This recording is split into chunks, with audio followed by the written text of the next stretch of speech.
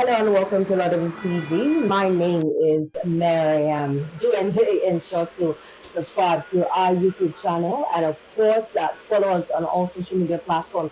Today, I have a reputable personality, someone who is, of course, a political analyst, and he's been doing so well in the political space. And when we mention Razak Ulukoba, you know who that is.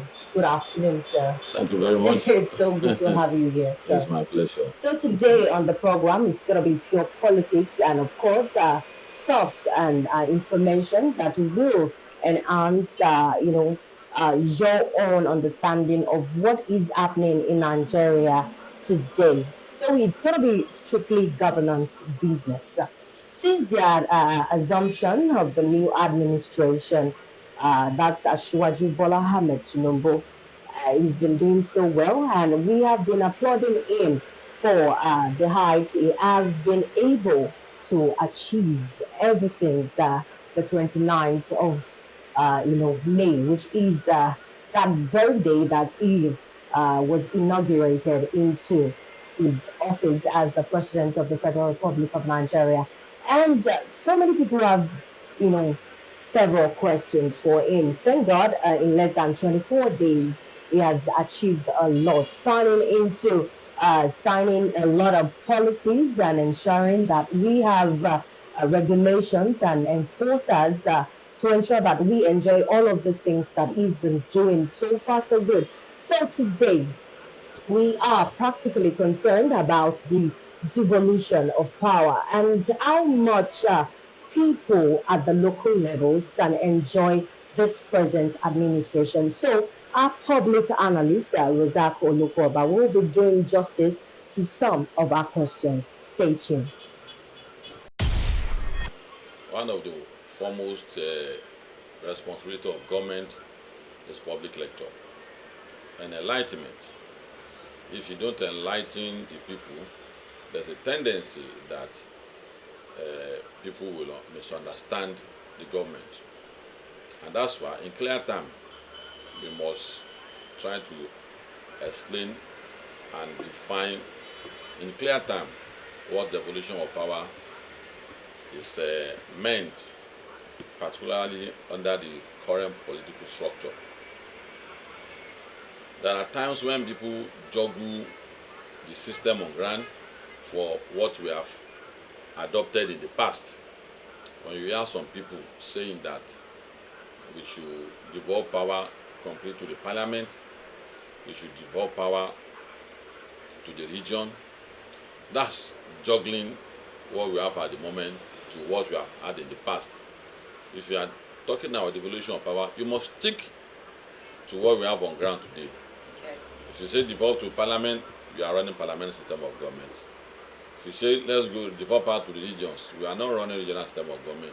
We are running presidential system of government.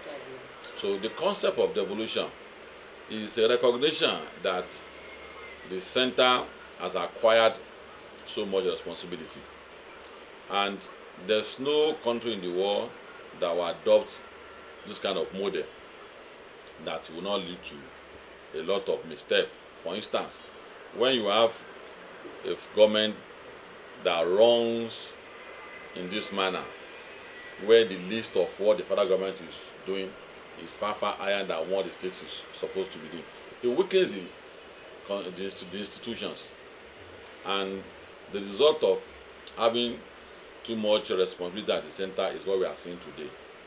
Our institutions are weak, and that is why our public office holder, no matter the good intention, you end up having the public decimated.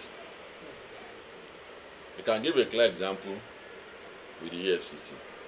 If the EFCC had been strengthened, what do we mean by strengthened? If the head of agencies has his own commission and they go through rank and file, or the police structure, they go through rank and file and become the IG and commissioner, without so much input as we have now of the governor or the president, the IG or police would discharge his duty without undue influence.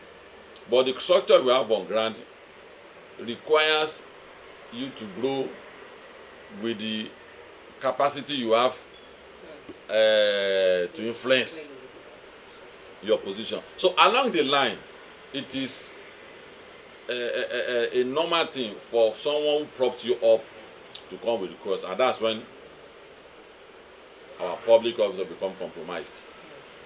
Example is Kyari. Kyari was a good officer, but because of the kind of structure we run, that you cannot grow without the influence. That's a weak institution, an institution that requires someone outside your own agency to secure a place for is a weak institution, and will keep having challenges because in discharging his duties, people who influence it will always be a barricade to him. So it fell Ribadu, it fell Farida of EFCC, it fell Amode, it fell Magu, now it fell Bawa. The person that will come after Bawa will also be felled, not because they are not good, but because the institutions are not strengthened.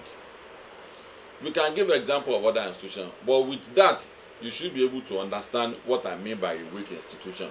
And what is responsible for it is because federal government has a law to cater for. You have, I don't know, maybe 70 agencies that the president must oversee. He is the one that will see to the all appointment. About maybe 10 or 15 security agencies.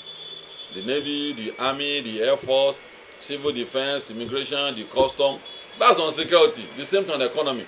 The same thing on education. There's no guarantee of prosperity for Nigeria with this kind of structure. And that is what the concept of devolution comes in, that you have to devolve power to the state. Trees or plants don't derive their strength from up. They derive their strength from the root. So country must derive their strength from the root, from the local government, from the state government. It is when you do that that the federal government will be effective. Buhari left, but immediately Buhari came on board, we keep sounding that note of warning that Buhari will live in the manner that Obasanjo has left. Buhari will live in the manner Jonathan has left. These are not bad guys. The structure plotted Nigerians against our president because he's responsible for everything about our life. So we will hold him responsible for everything. So when Buhari was leaving too, I then reminded our people that who misdefine the evolution of power because you have read France Fanon. You now think you have acquired what you call political science because you have read Long Walk to Freedom by Nelson Mandela. You have not become a political scientist. You have to acquire academic knowledge. And for us who introduce the concept of political structure into the lexicon of Nigerian politics, they didn't allow us to define it. They didn't allow us to create the content for it. So people misunderstand and juggle it together. So in clear time, that is what devolution is all about. Under the system we run, we are saying that the list of things is called concurrent list.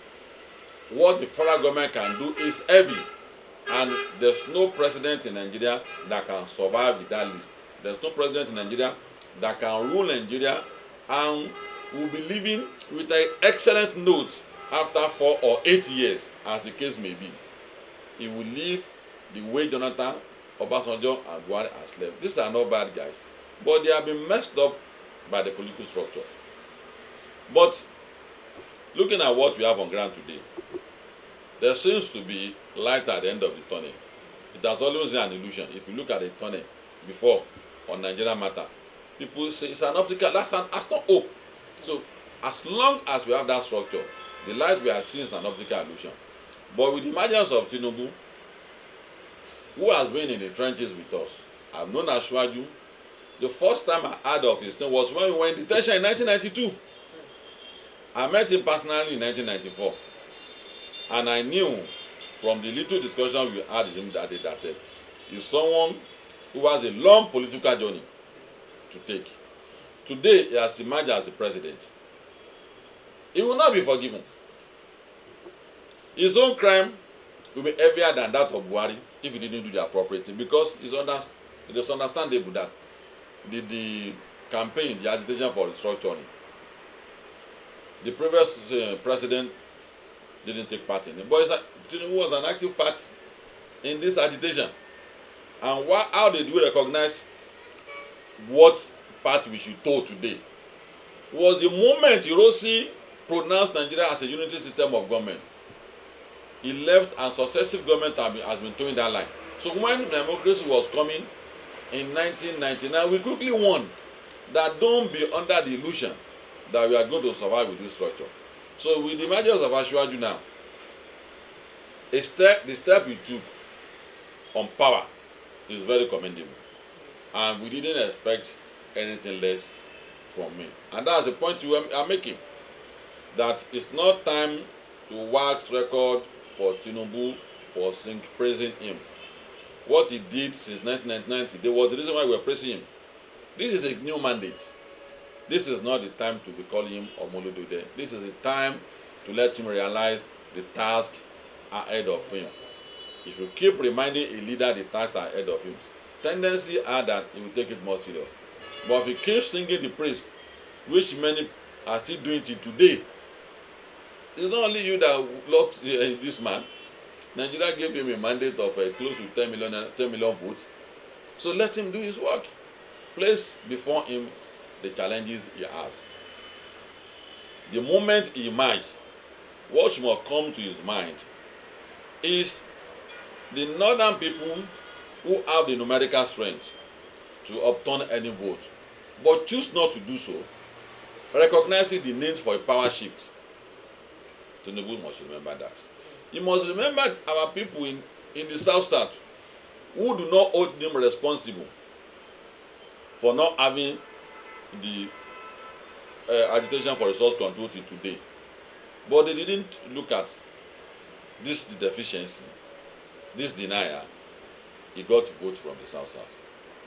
Then our few Igbo brothers, against the blackmail of their brother, you should vote for your fellow brother, took a decision to vote as Waju. That should be in his mind. Then the teeming population who voted for him also in the Southwest, like people like us, against all blackmails, that this is who he is, trying to misprofile him. So today, if we marry all this together, it's a mandate he got, and it's a manifesto that he has given to us that he must fulfill, and that should be the direction we should be pointing at anytime you have anything or any message to send to Asiwaju. These are the tasks before you.